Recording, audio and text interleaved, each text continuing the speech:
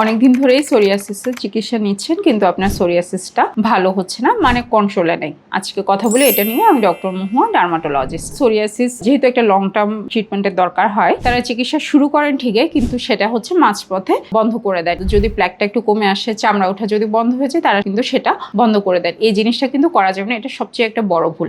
সোরিয়াসিসের রোগীদের কিন্তু আমি সবসময় একটা কথা বলি যে আপনার স্কিনটা হাইড্রেটেড রাখতে হবে। সেটা হচ্ছে পানি দিয়ে না, কিন্তু সেটা বিভিন্ন ধরনের ময়শ্চারাইজিং লোশন গুলো, তারপর হচ্ছে বিভিন্ন ধরনের ক্রিম যেগুলো আছে, এগুলো আপনাকে অবশ্যই হাইড্রেটিং রাখতে হবে এবং বেশি করে পানি খেতে হবে, যাতে বডি শরীর থেকেও কিন্তু হাইড্রেট রাখা যায়। তারপর হচ্ছে বিভিন্ন ধরনের ক্রিম তারা ব্যবহার করেন। এটা হচ্ছে 3 নম্বর ভুল, যেটা হচ্ছে সোরিয়াসিস রোগীরা দেখা যায় যে বিভিন্ন দোকানে যায় অথবা আমাকে একটা স্টেরয়েড লিখে দেন, যেহেতু তারা গুগলে অথবা অন্য কোথাও জানতে পারে যে স্টেরয়েড এটা ট্রিটমেন্ট, যে কোনো ধরনের যে কোনো পোটেন্সির একটা স্টেরয়েড ক্রিম এনে শুরু করেন। হ্যাঁ, স্টেরয়েড অবশ্যই আপনার সোরিয়াসিসটা কমাবে, তারপর ফ্লেয়ারটা কমাচ্ছে, কিন্তু যদি আপনি কারেক্ট স্টেরয়েডটা ব্যবহার না করেন অথবা কোন জায়গায় কোন স্ট্রেংথটা ইউজ করতে হবে সেটা যদি না বুঝেন, তাইলে কিন্তু হচ্ছে যে এটাও আপনার জন্য একটা ভুল ধারণা। পরবর্তীতে দেখা যায় যে এই সোরিয়াসিসের কিছু কিন্তু ট্রিগার আছে। আমি কিন্তু সোরিয়াসিস রোগীদেরকে ট্রিটমেন্ট দেওয়ার আগে তাদেরকে কিন্তু খুব ভালো করে কাউন্সিলিং করে দেয়। আমার যারা সোরিয়াসিস রোগী আছে তারা অবশ্যই আমার সাথে একমত হবেন। এক্ষেত্রে কিন্তু আপনার যেমন ট্রিগার, আপনার কোনো ইনফেকশন, আপনার কোনো গলা ব্যথা হচ্ছে অথবা কোনো ধরনের ঠান্ডা আবহাওয়ায় আছেন, তাছাড়া রেড মিট, তারপর হাই সুগারি ফুডগুলা, গ্লাইসেমিক ইন্ডেক্স বেশি যেগুলা, এগুলো কিন্তু অবশ্যই আপনার ক্ষতি করে। সোরিয়াসিসের ট্রিগার গুলো আপনাকে জানতে হবে,